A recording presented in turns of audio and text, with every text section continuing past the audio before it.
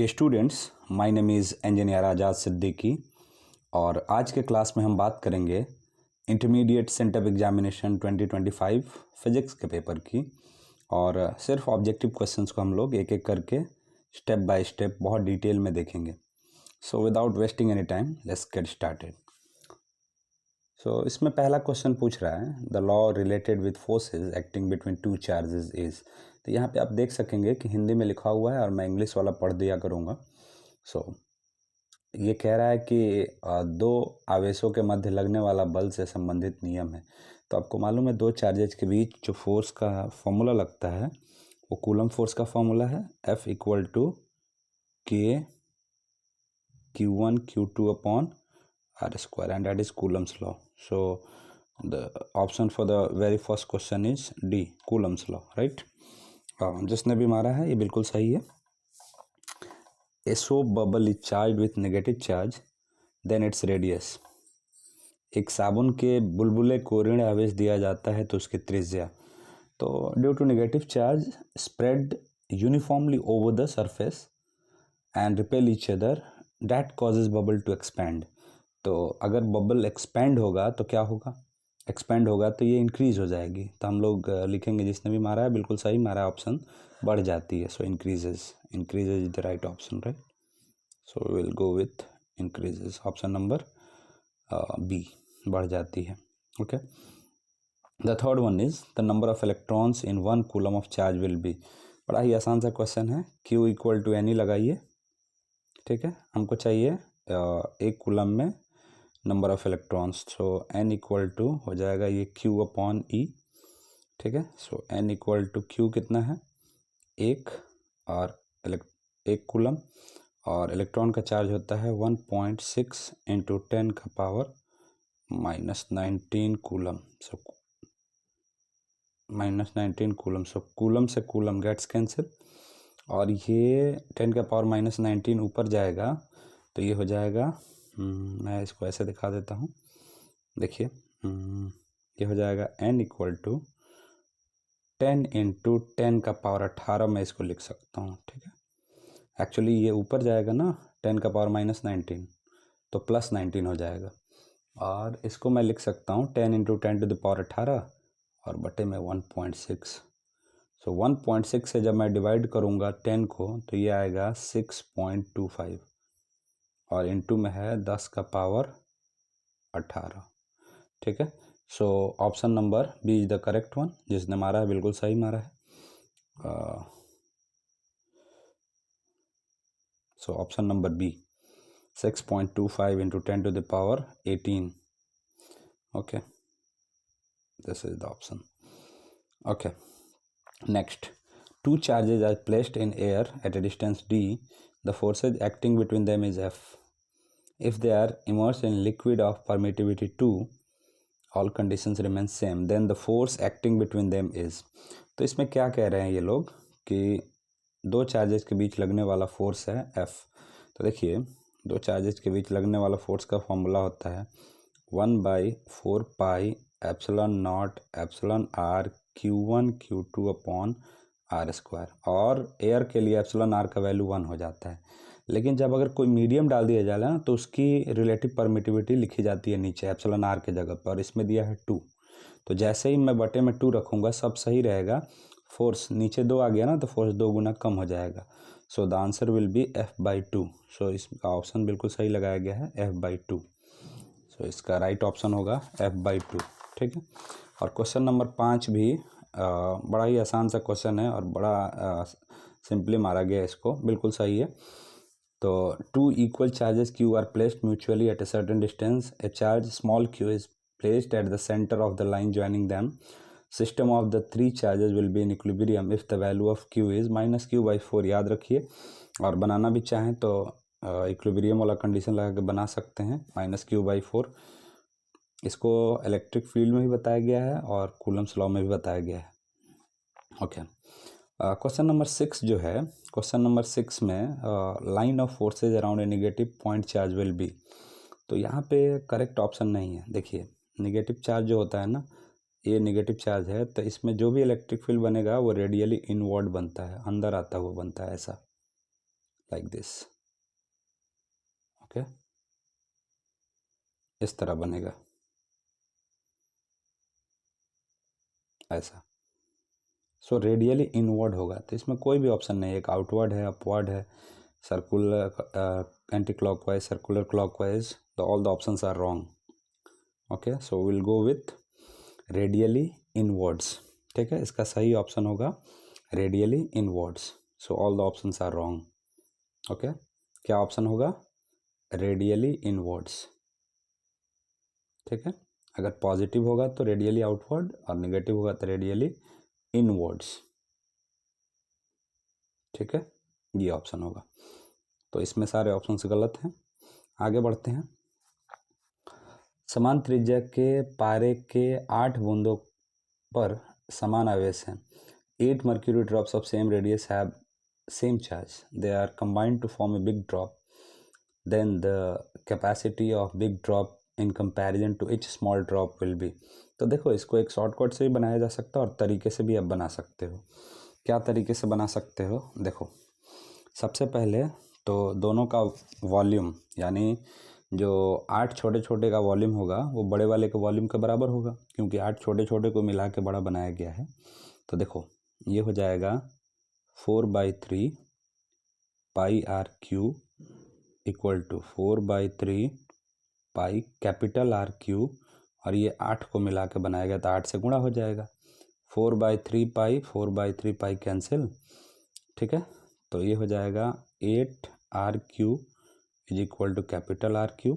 इसको लिखा जा सकता है 2r का cube equal to R³। Cube हटा देंगे तो capital R equal to 2r हो जाएगा, है ना। यानी जो कैपिटल R है वो 2r के बराबर है। और अब जब मैं बड़े वाले का निकालूंगा कैपेसिटेंस तो वो आ जाएगा 4πε0। 4πε0, छोटे वाले का पहले निकालते हैं तो 4πε0 इंटू स्मॉल आर, और अगर बड़े वाले का निकालेंगे तो ये हो जाएगा C इक्वल टू 4πε0 और कैपिटल R, और कैपिटल R 2 स्मॉल आर के बराबर है तो 2r, ये 2 गुना बढ़ जाएगा। ठीक है, 2 टाइम्स, राइट। लेकिन इसको मैं एक शॉर्टकट से बताता हूँ, इतना लंबा नहीं आना पड़ेगा आपको। So let's get away with a very useful shortcut, and that shortcut is, बहुत अच्छे से याद रखिएगा, काम आएगा। तो ये शॉर्टकट है, इतना लंबा जाने की ज़रूरत नहीं है। कितना, मेरे ख्याल से 2 टाइम्स आया था ना, 2 टाइम्स, हाँ या 2 टाइम्स। तो शॉर्टकट से दिखा देता हूँ। एक शॉर्टकट है, बड़े वाले का कैपेसिटेंस इक्वल टू n का पावर 1/3 इंटू छोटा वाले का c। ठीक है, जहाँ पे n क्या है, नंबर ऑफ स्मॉल ड्रॉप्स हैं, तो c equal to number of small drops कितने हैं, 8। पावर में क्या कर देना है, 1/3 और इंटू c। तो कैपिटल C इक्वल टू 8 का 1/3 हो जाएगा 2, और ये हो गया C। इसका मतलब कैपिटल C स्मॉल c यानी छोटे वाले कैपेसिटेंस के 2 गुना हो जाएगा। क्लियर है, बहुत आसान तरीका है ये। क्या आपको याद रखना है, capital C equal to n to the power 1/3 into small c। So I hope you understand it in a very clear manner. और वो जो तरीका था वो प्रॉपर तरीका है बनाने का, ये शॉर्टकट है। So you can use any of the methods. Next question number 8, तो इसमें ऑप्शन हो जाएगा C 2 times, right. Okay, let's move away with the question number 8। Actually ये होना नहीं चाहिए था, ये जो लाइन है ये नहीं होनी चाहिए थी। अब देखो, 2 और 2 सीरीज में है, तो कैपेसिटर में जो सीरीज में होता है ना उसको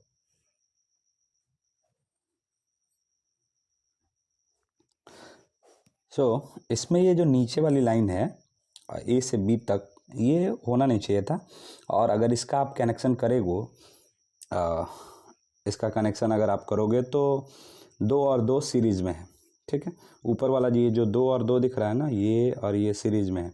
तो कैपेसिटर को सीरीज में जोड़ने के लिए क्या फॉर्मूला है, 2 को C1C2/C1 + C2। तो C1C2 मतलब 2 × 2 4, और C1 + C2 मतलब 2 + 2 4। तो ये आ जाएगा 1, और ये 1 और इस 1 के साथ हो जाएगा पैरेलल में, और पैरेलल में सीधे जोड़ देते हैं तो 1 + 1 कितना हो जाएगा, 2। तो ये हो जाएगा ऑप्शन। ठीक है, okay.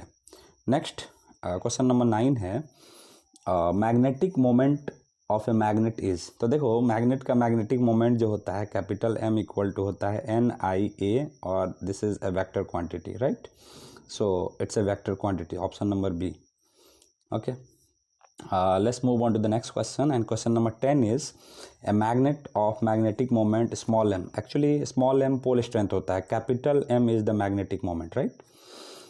Is rotated by angle theta in a magnetic field B. The work done in rotating it is, okay. So इसमें जो ऑप्शन है इस ऑप्शन में ऑप्शन नंबर डी सही है, लेकिन कैपिटल M होना चाहिए. क्लियर है? So it should be like this. Let me make it very clear. It should be like this. Capital MB into 1 minus cos theta, right? It should be like this. Okay. अगर ये electrical रहता, magnetic नहीं रहता, तो MB को हम लोग replace कर देते PE से, PE into 1 minus cos theta हो जाता. ठीक है? So option D is the correct one. लेकिन ये स्मॉल m नहीं होता है. Small m is pole strength, capital M is the magnetic moment, right? Let's move on to the question number 11. Question number 11 में कह रहा है which of the following is not an electromagnetic wave. तो देखो light wave electromagnetic wave है, x ray भी है, infrared भी है, साउंड वेव नहीं है. So sound wave is not an electromagnetic wave, right? उसके बाद देखो इसमें ये गलत ऑप्शन मारा है जिसका भी है सी का. ये जो सी का फॉर्मूला है ना, एक्चुअली देखो ये है epsilon naught mu naught C square is equal to 1. So option number C सही है. देखो सी स्क्वायर इक्वल टू क्या हो जाएगा, 1 by mu naught into epsilon not. इस साइड ले आओगे तो, और सी से स्क्वायर हटाओगे तो ये हो जाएगा सी इक्वल टू 1 का रूट 1 ही होता है, और इसका रूट चढ़ जाएगा mu naught into epsilon naught, और ये सी के बराबर होता है. So option number C is the correct one. इसने गलत मार दिया है. So option number C is the correct one, right? इसने बी मार दिया है जिसका पेपर है. चलो option number C. Okay, let's move on to the question number 13. When light passes through glass then its wavelength. तो देखो एयर से ग्लास में लाइट जा रही है तो इसका स्पीड भी कम होगा और इसका वेवलेंथ भी कम होगा. ठीक है? क्योंकि mu inversely proportional to lambda होता है, राइट? सो म्यू एयर से ग्लास में जा रहा है, म्यू बढ़ेगा मतलब लेमडा कम होगा, और mu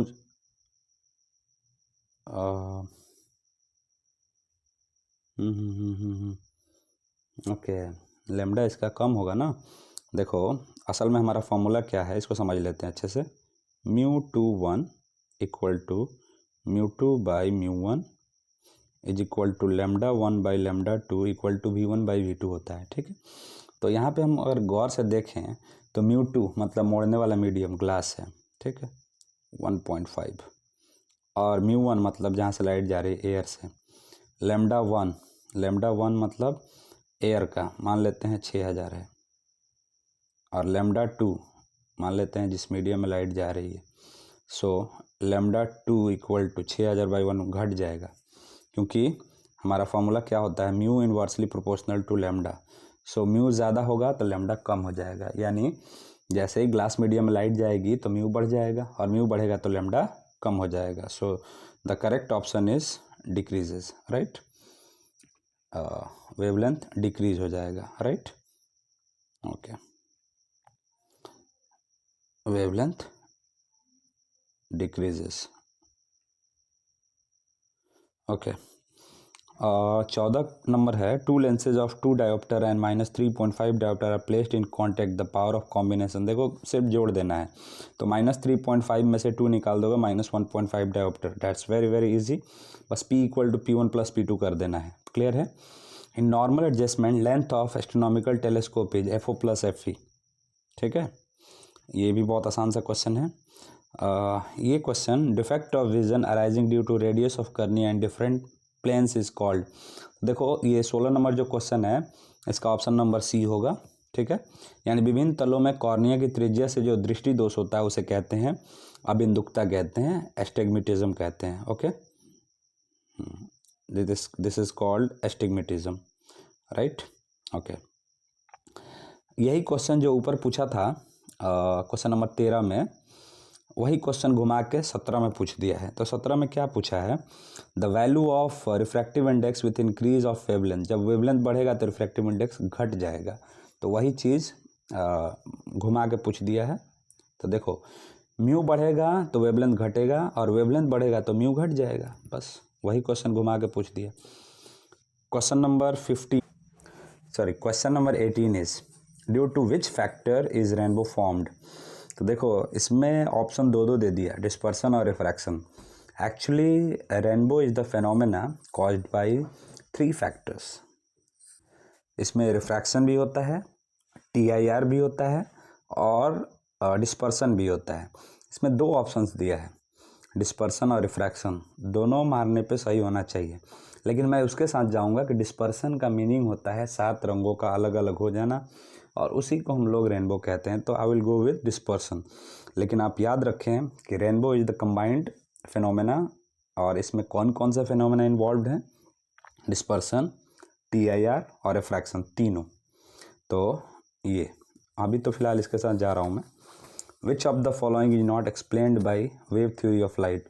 so photo electric effect जो था, ये वेव थ्योरी ऑफ लाइट इसको एक्सप्लेन नहीं कर सकी थी, क्योंकि वेव थ्योरी कहती है इंटेंसिटी बढ़ाओ, इंटेंसिटी बढ़ाने से एनर्जी बढ़ेगा, जबकि हमने फोटो इलेक्ट्रिक एमिशन या इफेक्ट में देखा था कि इंटेंसिटी बढ़ाने से सिर्फ फोटो करंट बढ़ता है, स्टॉपिंग पोटेंशियल यानी एनर्जी नहीं बढ़ती। So let's move on to the question number 20। Question number 20 में ये कहा जा रहा है, the ratio of intensities of two interfering light waves is 9:4.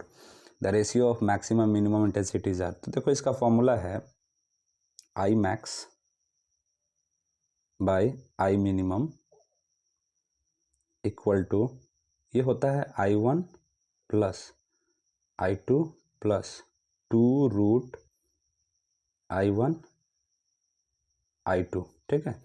और सेम नीचे होता है, बस बीच में माइनस होता है। तो ये फॉर्मूला आप देख लें, मैं यहाँ लिख नहीं पा रहा हूँ। I1 plus I2 plus 2√I1 I2, और बटे में सेम होता है, बस ये जो 2 के पहले वाला प्लस है ना, ये माइनस हो जाता है। मैं अच्छे से लिख देता हूँ यहाँ पे, this is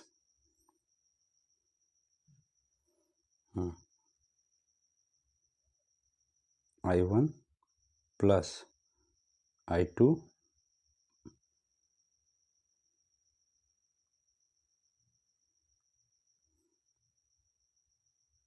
I1 plus I2 plus 2√I1 I2 बटे में same I1 plus I2 minus 2√I1 I2। तो ये कितने कितने हैं, 9 और 4 ना। तो ये हो जाएगा देखो मैक्सिमम 9 और 4 प्लस 2 और I1 इंटू I2, 9 इंटू 4 36, बटे में भी सेम होगा 9 प्लस 4 माइनस 2 इंटू 36। तो ये हो जाएगा देखो 9 4 13, और रूट से 6 निकलेगा, 6 इंटू 2 12, 13 और 12 25, और नीचे हो जाएगा 13 में से 12 निकला 1, तो 25:1। सो 25:1 is the right option. So will go with option number कौन सा, ए। ऑप्शन नंबर ए सही मारा गया है, 25:1। आगे बढ़ते हैं। विच of the following is a high quality monochromatic light source. तो लेज़र बहुत सही मारा है, ये laser is prime source of monochromatic light, right? Let's move on to the question number 22. In question number 22, it's saying when the length of the tube of microscope is increased, then its magnifying power. तो देखो actually formula क्या है magnification का या magnifying power का, 1 plus D/FE, और इधर होता है 1 प्लस D/FE, और इधर होगा L/FO, ठीक है। तो देखो तो ये डायरेक्टली प्रोपोर्शनल रहता है, L बढ़ेगा तो मैग्नीफाइंग पावर बढ़ेगी, सो इंक्रीजेस, राइट। ये ऑप्शन नंबर ए। 4 डायोप्टर क्षमता का अभिसारी लेंस एक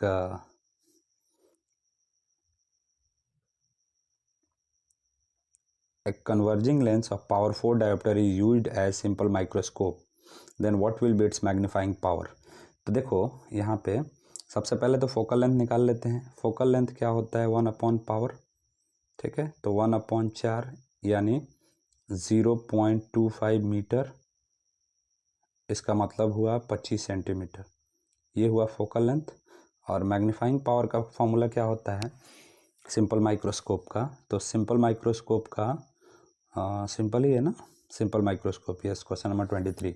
ये होता है 1+D/F, 1+D/F। तो देखो D भी होता है ना, least distance of distinct vision, वो भी 25 होता है। तो ये हो जाएगा 25/25, 1, 1 + 1 हो जाएगा 2। So option number C is the correct one, right. आगे बढ़ते हैं।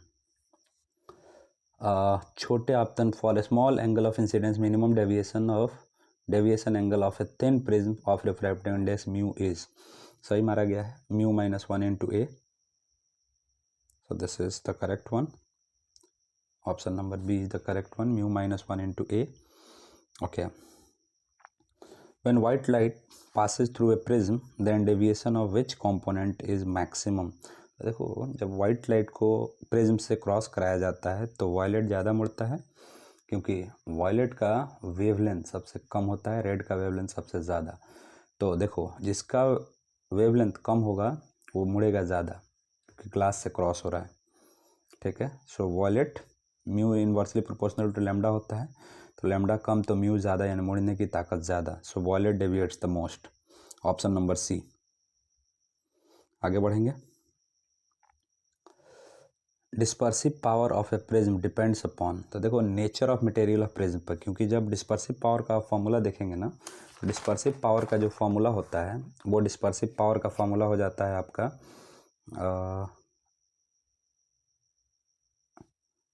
कौन सा क्वेश्चन है ये, क्वेश्चन नंबर 30। डिस्पर्सिव पावर का फॉर्मूला हो जाएगा ओमेगा इक्वल टू म्यू भी minus mu R by mu Y -1। तो आप देखेंगे इसमें से एंगल ऑफ प्रिज्म भी गायब हो गया है, ए भी गायब है। So it depends on the nature of material of prism. So option number B is the correct one, right.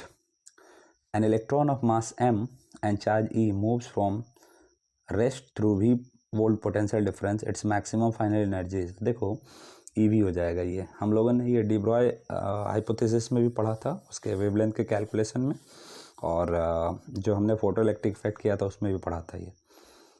Electron volt major करता है। सो electron volt is the smallest unit of energy और वर्क। So energy. प्लांक नियतांक के बीमा dimensional formula, तो देखो dimensional formula क्या हो जाएगा, फार्मूला होता है E = H × frequency. So H = हो जाएगा E/फ्रीक्वेंसी। तो एनर्जी का होता है mL2T-2, और ये होता है 1/T। तो T सीधे ऊपर जाएगा और एक T को कम कर देगा, तो mL2T-1 हो जाएगा। पहला वाला ऑप्शन सही है, the first option is the correct one, ठीक है। ये T जाएगा ना ऊपर, गुणा होगा तो प्लस में रहेगा, तो -2 × 1, यानी बेस सेम रहेगा, तो ऐसा हो जाएगा ये mL2T- × T। तो ये हो जाएगा पहला वाला ऑप्शन, राइट। आगे बढ़ेंगे। The cause of colour of a thin film is, तो देखो थिन फिल्म का लाइक सोप बबल हो गया, ये सब, या थिन फिल्म का जो कॉज ऑफ कलर होता है ये इंटरफेरेंस होता है, interference. Okay, next question is fringes of width 0.6 × 10⁻² meter is obtained at a screen placed at a distance of 1 meter from the source due to two coherent sources separated by a distance of 0.01 × 10⁻² meter. wavelength of light is, तो actually formula होता है जो हमारा width का formula होता है lambda D/d। इसमें पूछा है लैम्डा, सो लैम्डा = हो जाएगा width × d/D, ठीक है। आगे बढ़ते हैं। तो ये हो जाएगा, देखो लैम्डा = विड्थ कितना दिया है, विड्थ दिया है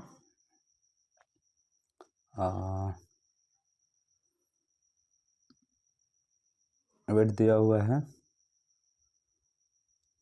0.6 into 10 to the power -2, 0.6 into 10 to the power -2, और स्मॉल डी दिया हुआ था, स्मॉल डी, दोनों स्लिट्स के बीच की दूरी small D 0.01 into 10 to the power -2, कितना दिया है 0.01 इंटू 10 का पावर -2, और बटे में डी है 1 मीटर। तो ये लैम्डा हो जाएगा, देखो ये अगर हम 0.01 को 1 लिख दें तो 10 का पावर -2, तो देखो इधर 10 का पावर -2, 10 का पावर -2, 10 का पावर -4, और ये 10 का पावर -2, 10 का पावर -6, और 0.6 को 6 बनाऊँ तो 6 into 10 to the power -7 metre हो जाएगा, या इसी को हम लोग 600 नैनोमीटर लिख सकते हैं, ठीक है। लेकिन आप ऑप्शन में दिया हुआ है यही, तो ऑप्शन नंबर सी हो जाएगा, ठीक है। देख लीजिए, ऐसे बना लेना है। ये फॉर्मूला आपको याद रखना पड़ेगा, width equal to lambda capital D by small D, और यहीं से आ जाएगा। सो ऑप्शन नंबर कितना था हमारा, ऑप्शन नंबर सी था। हाँ, ये फॉर्मूला आप याद रखेंगे, हो जाएगा option number C. Brewster angle is mu equal to 10 IP, ठीक है। Bending of light ray from a straight edge is called diffraction, ठीक है। तीखे कोर से मुड़ने की घटना डिफ्रैक्शन होती है, ठीक है, विवर्तन, ठीक है। आगे बढ़ेंगे। Energy of emitted photo electrons depends on frequency of light, but in this question frequency of light is not an option, so we'll go with option number B। देखो frequency भी related होता है, frequency equal to c upon lambda। तो इस question में अगर frequency नहीं है तो जो फोटो इलेक्ट्रॉन्स एमिट होंगे उसकी एनर्जी डिपेंड करेगी वेवलेंथ पे, राइट, इंटेंसिटी पे डिपेंड नहीं करती। So option number B is the correct one, right. Cathode किरणें हैं निगेटिवली चार्ज पार्टिकल्स, ओके। निम्नलिखित में से कौन सा आवेश रहित, विच of the following is chargeless. तो देखो अल्फा पे भी चार्ज होता है, बीटा पे भी चार्ज होता है, प्रोटॉन पे भी चार्ज होता है, फोटोन पे चार्ज नहीं होता है, फोटोन है 0 charge. So option number C, ठीक है, photon, okay. Which of the following part, अच्छा पोर्ट लिख दिया part, which of the following part of hydrogen spectrum does not fall in infrared. तो देखो इसमें से जो लाइमन सीरीज है ना, वो लाइमन सीरीज लाई करता है अल्ट्रा वायलेट रीजन में, ठीक है। So will go with this option number D, Lyman series lies with ultraviolet, ठीक है। ये यूवी इसमें डिपेंड, यूवी में फॉल करता है, okay. Energy of electron of an atom, energy of electron of an atom of atomic number z in any given cell is proportional to. तो देखो जो एनर्जी का फॉर्मूला होता है वो होता है energy proportional to z square upon n square, और ये नेगेटिव होता है, तो हम लोग प्रोपोर्शनलिटी देखें तो z स्क्वायर से हो रहा है। सो ऑप्शन नंबर बी बिल्कुल सही मारा है, ऑप्शन नंबर बी। हालांकि हम लोग अभी पढ़ाए नहीं है, अब चल रहा है ये, ओके। नेक्स्ट क्वेश्चन है atomic number and mass number. देखो ये इसमें नंबर ऑफ इलेक्ट्रॉन्स पूछ रहा है ना, नंबर ऑफ न्यूट्रॉन्स। तो देखो ये मैं बता देता हूँ, ये x है, कोई एलिमेंट, यहाँ पे रहता है z और यहाँ पे रहता है a वाले को बोलते हैं हम लोग मास नंबर, ठीक है। उसमें a क्या है, नंबर ऑफ न्यूक्लियॉन्स, यानी न्यूट्रॉन प्लस प्रोटॉन की संख्या है वो, और नीचे वाला क्या है, नीचे वाला है प्रोटॉन की संख्या। तो अगर आपको न्यूट्रॉन की संख्या निकालना है तो आप क्या करेंगे, आप सिंपली कर देंगे a माइनस जेड, वो निकल जाएगा n, ठीक है। सो a माइनस जेड करना है, option number C, okay. Which of the following is not a fundamental particle. तो देखो न्यूट्रॉन फंडामेंटल है, प्रोटॉन फंडामेंटल है, इलेक्ट्रॉन फंडामेंटल है, अल्फा पार्टिकल फंडामेंटल नहीं है। So alpha particle is not a fundamental particle, right.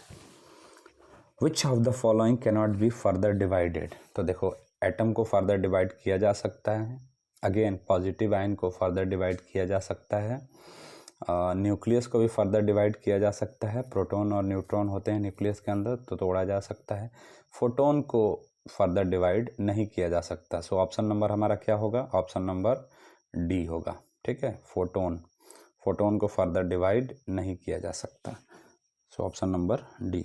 आगे बढ़ेंगे। Alpha कण है, तो अल्फा कण क्या होता है कि हीलियम के न्यूक्लियस से अगर दोनों इलेक्ट्रॉन को निकाल दो तो हीलियम में से दोनों इलेक्ट्रॉन को निकाल दो तो हीलियम का न्यूक्लियस बचेगा और उसमें सिर्फ 2 प्रोटॉन 2 न्यूट्रॉन होते हैं।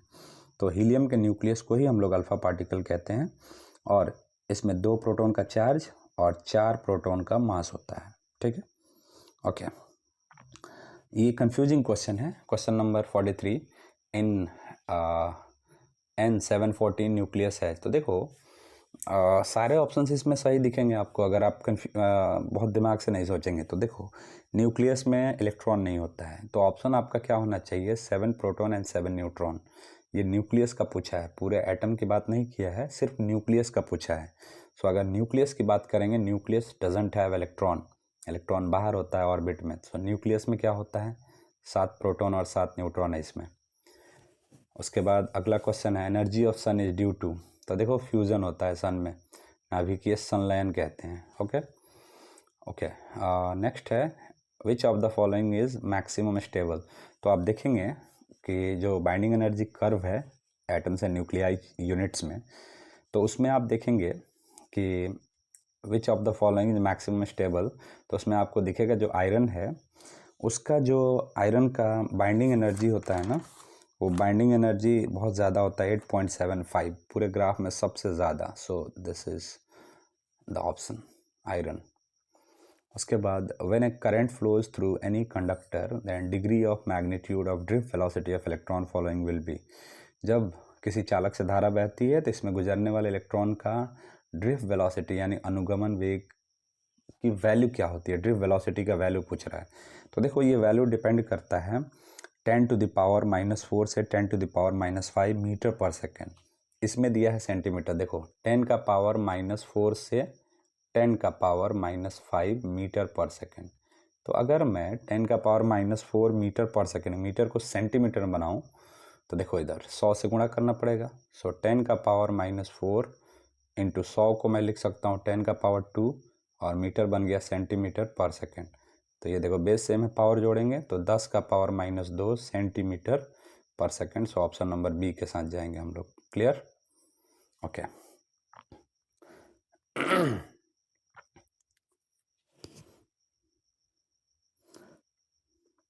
Temperature coefficient of resistance of a wire is 0.00125 ohm per degree Celsius at 300 kelvin.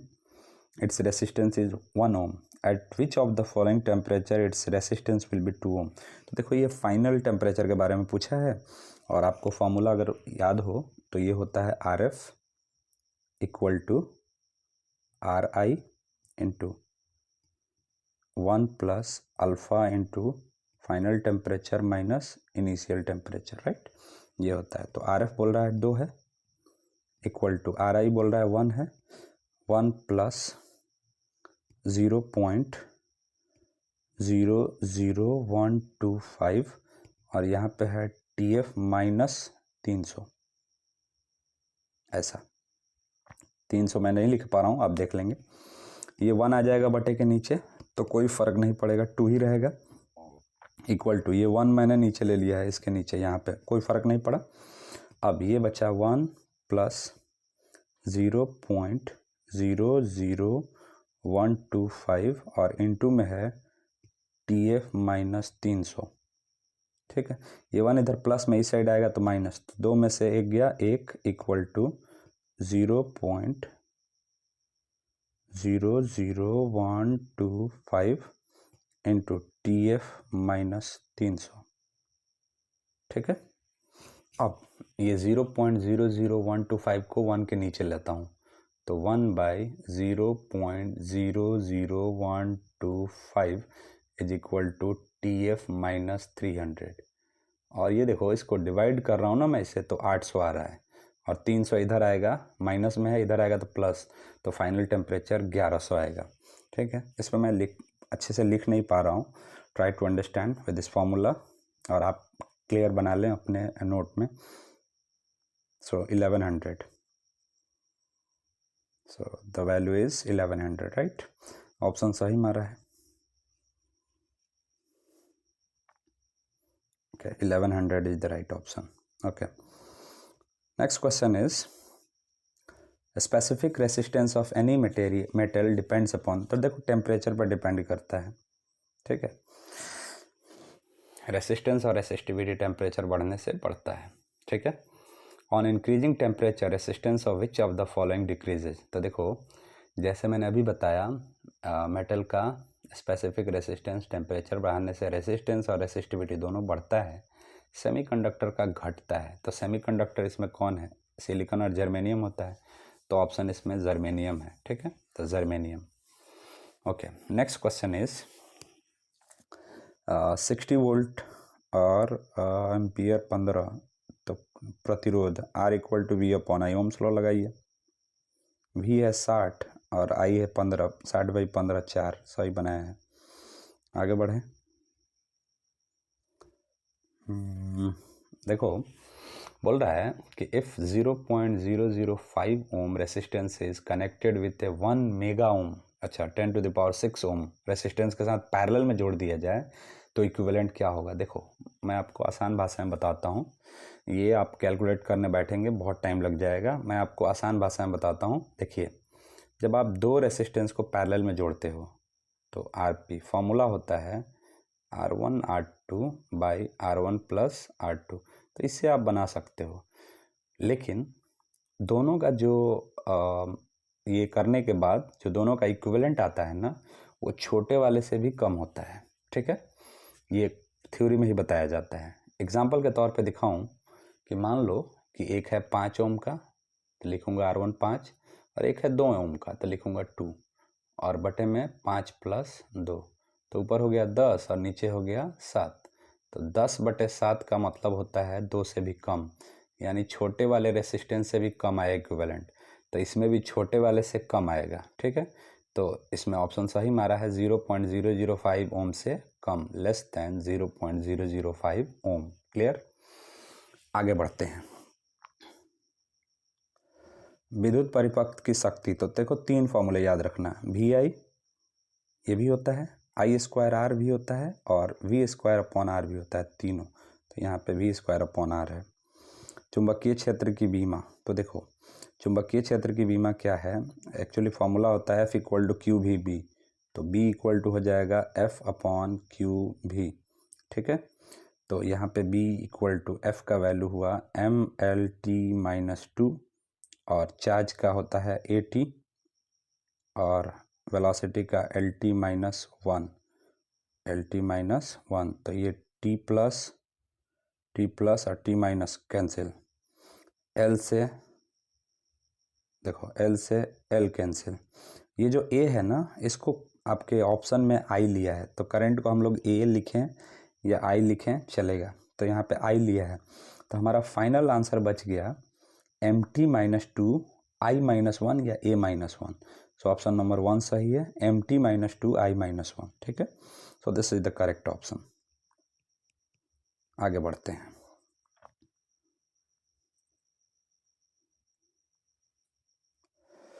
Any charged particle is allowed to move along the direction of magnetic field line, force acting on the particle will be, तो देखो force का formula जो होता है F = QVB sin theta, और देखो दोनों same direction में होगा मैग्नेटिक फील्ड और चार्ज पार्टिकल, तो थीटा = 0 होगा, और साइन 0 0 होता है तो फोर्स हो जाएगा 0। क्लियर है, तो force will be 0, option number D। ये तो बड़ा आसान है, सीधे क्या पूछा है, टॉर्क, टॉ = M×B या NIAB sin थीटा, ठीक है, दोनों होता है। ये देखो बोल रहा है कि when a shunt S is connected with a galvanometer of resistance G in parallel then loss in resistance of circuit is, देखो सबसे पहले इक्विवेलेंट निकाल लो। तो इक्विवेलेंट कैसे निकाला जाएगा, तो इक्विवेलेंट निकालने के लिए आपको करना क्या होगा कि दोनों को इक्विवेलेंट निकाल लीजिए, R1 R2 by R1 plus R2, तो R इक्विवेलेंट पहले निकालो, तो ये हो जाएगा GS/G + S, ठीक है। उसके बाद लॉस क्या होता है, लॉस होता है original resistance minus new resistance, so loss = original resistance minus new resistance. तो ओरिजिनल कितना था, ओरिजिनल रेसिस्टेंस है G, और माइनस नया वाला इक्विवेलेंट क्या है, GS/G+S। अगर आप इसको कैलकुलेट करेंगे तो आ रहा है G² प्लस GS, और GS से माइनस GS कट जाएगा तो G²/G+S। सो ऑप्शन नंबर बी, ठीक है, यहाँ से आप निकाल सकते हैं कैलकुलेट करके। सो ऑप्शन नंबर बी सही है, ठीक है। आगे बढ़ते हैं। When any ammeter is shunted, तो एमीटर को शंट करोगे तो उसकी जो मेजरिंग रेंज होगा वो बढ़ जाएगा। ये क्वेश्चन जो है, when south pole of magnet is taken away from any coil then the direction of induced electric current in it is. तो देखो, induced current always flows in such a direction that it opposes the change that produces it. तो south pole away जा रहा है मतलब magnetic field घटेगी, तो यहाँ पे एंटी क्लॉकवाइज, लेकिन बेहतर होगा कि अगर फिगर देखा जाए तो। चलो हम लोग एंटी क्लॉकवाइज के साथ जाएंगे। नेक्स्ट क्वेश्चन है, Lenz law is the result of conservation of which of the following. देखो, लेंज लॉ एनर्जीज के कंजर्वेशन से रिलेटेड है। Unit of capacitive reactance is, तो देखो कैपेसिटिव रिएक्टेंस क्या होता है, XC इक्वल टू 1/ωc या 1/2πfc, ठीक है।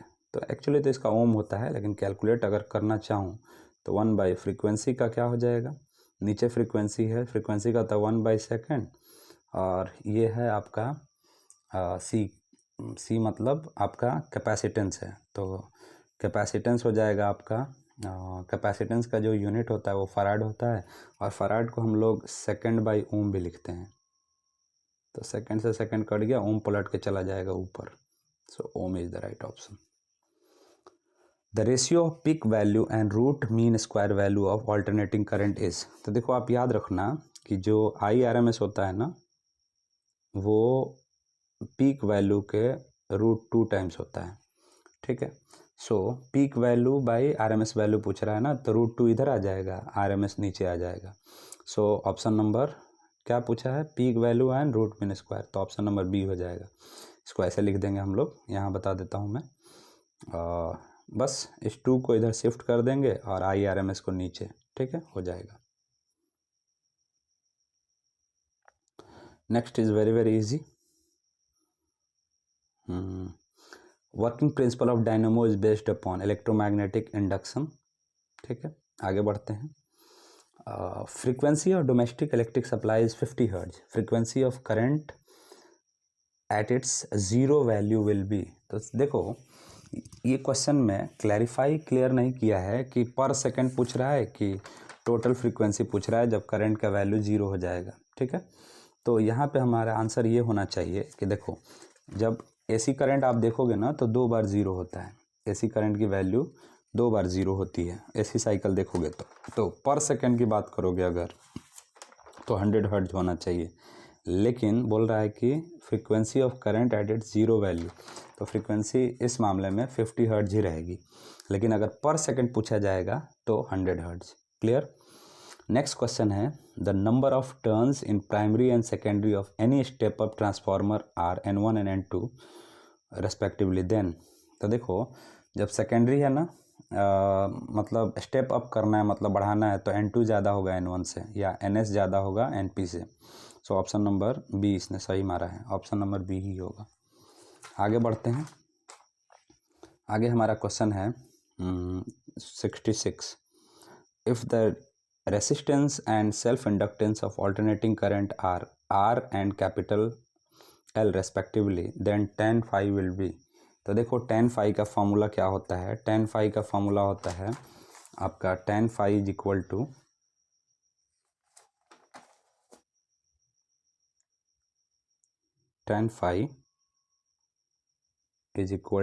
XL/R, और XL क्या होता है, ωL/R। So C is the right option.